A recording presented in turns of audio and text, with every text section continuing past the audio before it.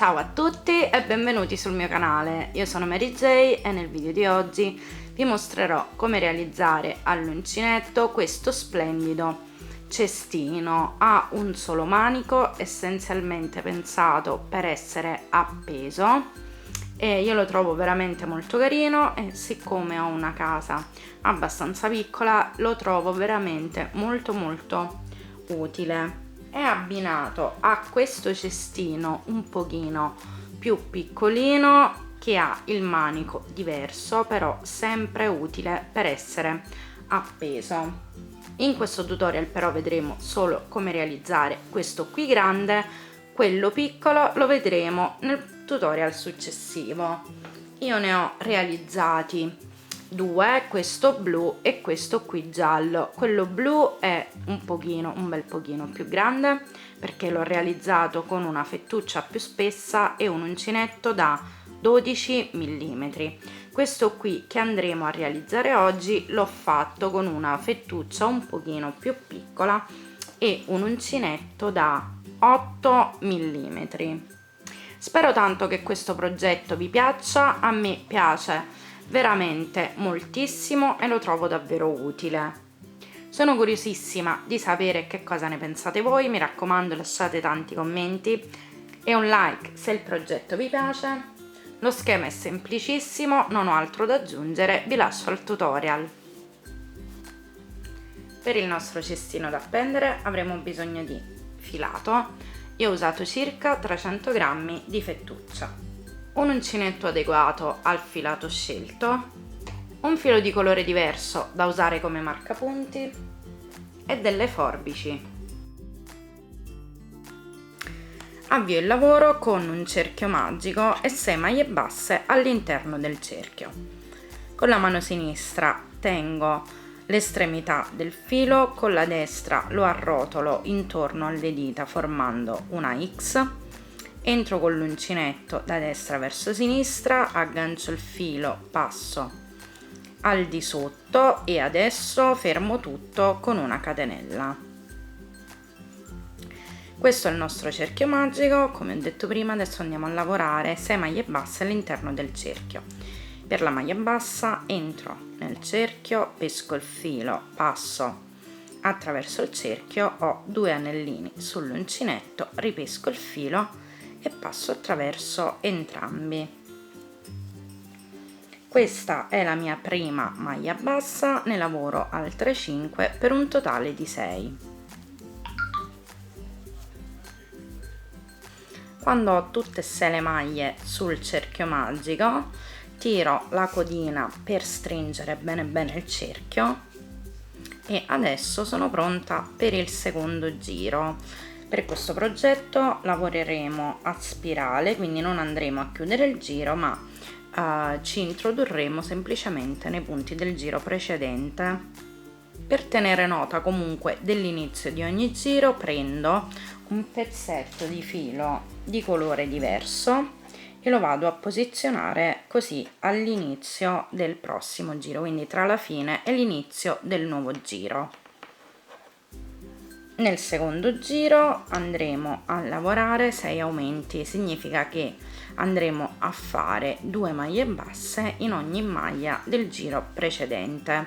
Io mi porto anche un pochino la codina, quella d'avvio del cerchio magico, per nasconderla. Quindi entro nel primo punto e lavoro una maglia bassa, ed entrando sempre con l'uncinetto nello stesso punto lavoro anche la seconda. Quindi ho fatto 2 maglie basse nel primo punto, questo è il mio primo aumento, e proseguo così per tutto il giro lavorando 2 maglie basse in ogni maglia del giro precedente. Alla fine ci ritroveremo ovviamente con 12 maglie basse. Ho terminato questo giro da 6 aumenti e mi ritrovo quindi con 12 maglie basse. Adesso posso iniziare il terzo giro, dove lavoreremo una maglia bassa e un aumento per 6 volte per un totale di 18 punti bassi. Quindi entro nel primo punto e lavoro una maglia bassa, Nel secondo punto lavoro l'aumento, quindi faccio 2 maglie basse nello stesso punto di base e proseguo in questo modo, quindi faccio una maglia bassa nel primo punto, un aumento nel punto successivo fino alla fine del giro. Terminato anche questo giro da 18 maglie basse, nel prossimo giro vado a lavorare 2 maglie basse e un aumento per 6 volte per un totale di 24 punti bassi. Quindi entro nel primo punto e lavoro una maglia bassa, faccio ancora una maglia bassa nel punto successivo e nel terzo l'aumento, quindi nel terzo punto vado a lavorare 2 maglie basse e proseguo così lavorando 2 maglie basse e un aumento fino alla fine del giro. Terminato il giro da 24 maglie basse, nel prossimo andiamo a lavorare 3 maglie basse e un aumento per 6 volte per un totale di 30 maglie basse. Ho lavorato le mie prime 3 maglie basse, una in ogni punto. Nel quarto punto faccio l'aumento, quindi lavoro le mie 2 maglie basse sempre nello stesso punto e proseguo lavorando sempre la stessa sequenza, quindi 3 maglie basse e un aumento fino alla fine del giro. Terminato anche questo giro da 30 maglie basse, nel prossimo lavoriamo 4 maglie basse e un aumento per 6 volte per un totale di 36, quindi vado a lavorare le mie 4 maglie basse, una in ogni punto,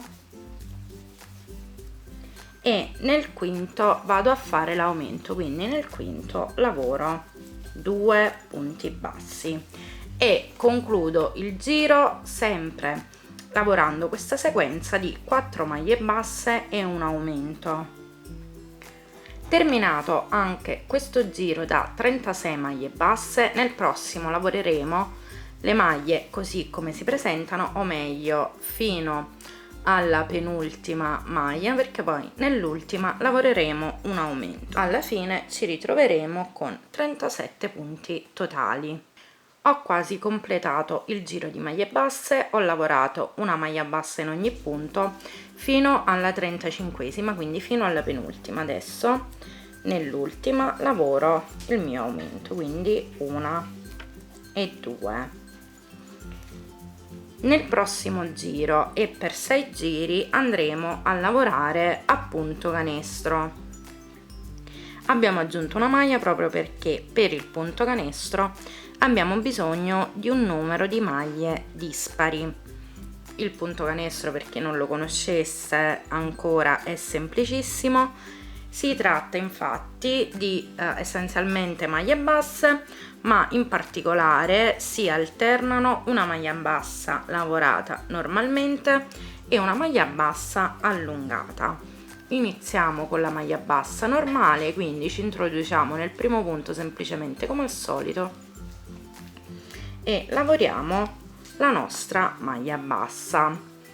Adesso dobbiamo fare una maglia allungata e per la maglia allungata, invece di inserire l'uncinetto come al solito nelle 2 asoline sopra la maglia bassa, ci dobbiamo inserire sotto la maglia bassa, quindi alla base della maglia. La nostra seconda maglia bassa è questa, invece di inserirci sopra ci inseriamo sotto, peschiamo il filo, passiamo attraverso il punto e lo allunghiamo per portarci alla stessa altezza della maglia precedente. Adesso peschiamo il filo e chiudiamo normalmente la maglia bassa come quindi facciamo di solito passando attraverso le 2 asoline. Questa è la nostra maglia allungata. Adesso ripetiamo l'alternanza, quindi una maglia normale, una allungata. Facciamo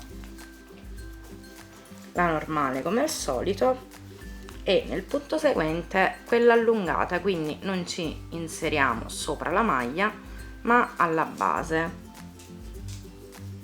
Allunghiamo il filo per portarci alla stessa altezza e chiudiamo.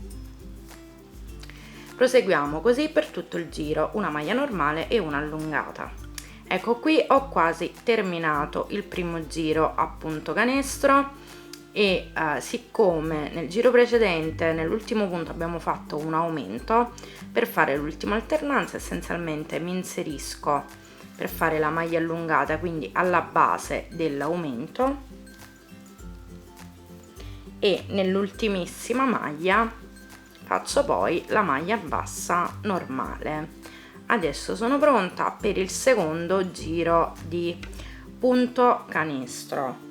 Lavoreremo ovviamente allo stesso modo, quindi alternando una maglia bassa normale a una maglia bassa allungata, e faremo l'esatto contrario di quello che abbiamo fatto in questo giro. Quindi dove prima abbiamo fatto una maglia bassa normale, adesso ne faremo una allungata e viceversa. Il giro precedente lo abbiamo iniziato con una maglia normale, quindi io faccio una maglia allungata, mi inserisco quindi alla base della maglia bassa, allungo il filo per portarlo alla stessa altezza e chiudo. Qui mi ritrovo una maglia allungata, quindi vado a fare una maglia normale. Nel punto successivo ho una maglia normale, quindi mi inserisco alla base e faccio una maglia allungata. E ancora qui ho una maglia allungata e vado a fare una maglia semplice.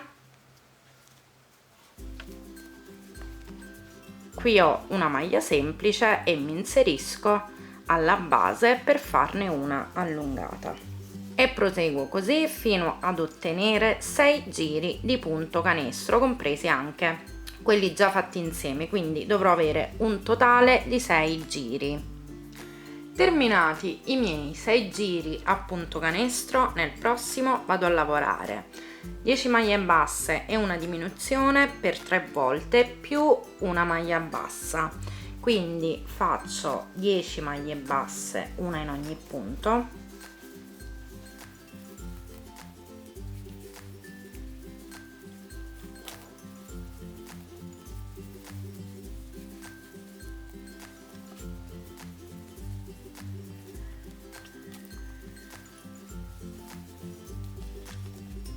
ho fatto 10 maglie basse, adesso vado a lavorare la diminuzione.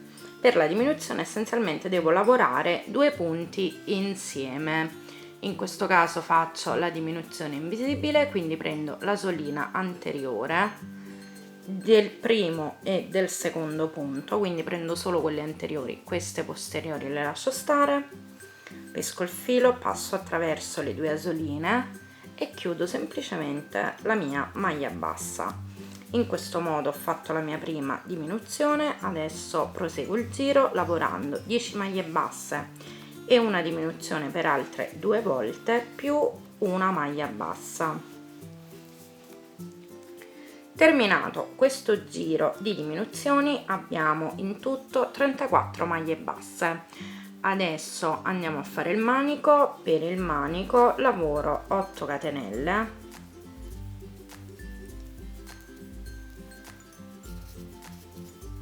lavorate le 8 catenelle, salto 8 maglie di base e faccio una maglia bassa nella nona, quindi 1 2 3 4 5 6 7 8, nella nona entro con l'uncinetto e lavoro la mia maglia bassa.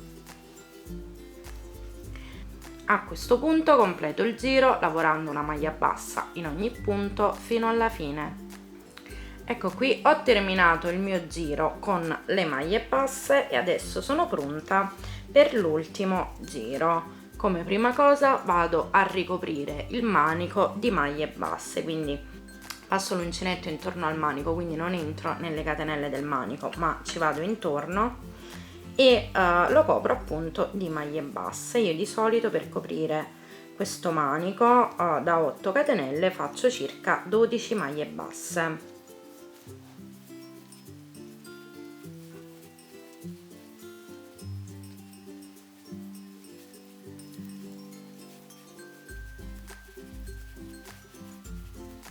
Bene, ho ricoperto il mio manico con 12 maglie basse, adesso termino il giro con una maglia bassissima in ogni punto.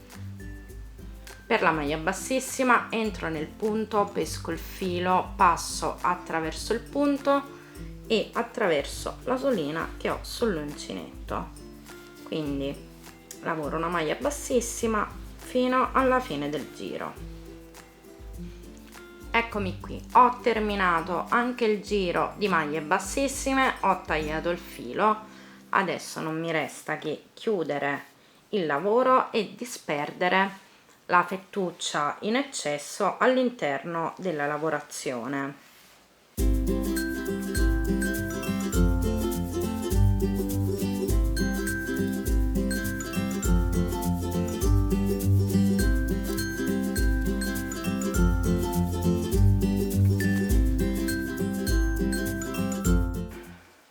Ed ecco qui il mio bel cestino da appendere è pronto. Spero davvero tanto che vi piaccia, fatemi sapere nei commenti che cosa ne pensate e lasciate un pollice in su se avete gradito il mio tutorial. Se volete vedere come realizzare questi cestini più piccoli abbinati, non dimenticate di iscrivervi al canale per rimanere quindi aggiornati. E come al solito, se avete dubbi, domande o richieste particolari potete lasciare un commento sotto al video, oppure contattarmi sulla pagina Facebook Mary J Handmade, oppure per email o su Instagram. Come al solito tutti i miei contatti li trovate nella descrizione del video, quindi nel box informazioni. Per adesso è tutto, un bacione e alla prossima, ciao!